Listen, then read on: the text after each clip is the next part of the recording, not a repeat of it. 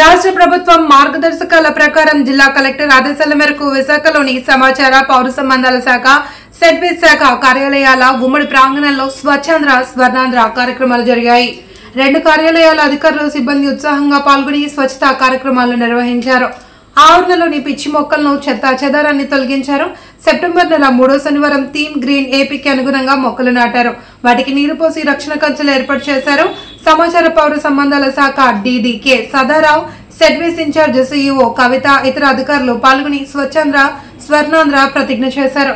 కార్యక్రమంలో divisional PRO Narayanarao, సెడ్వేస్ superintendent SS Sudhakar, ఇతర అధికారులు వెంకట్రావు, రామకృష్ణ, కిషోర్ తదితరులు పాల్గొన్నారు.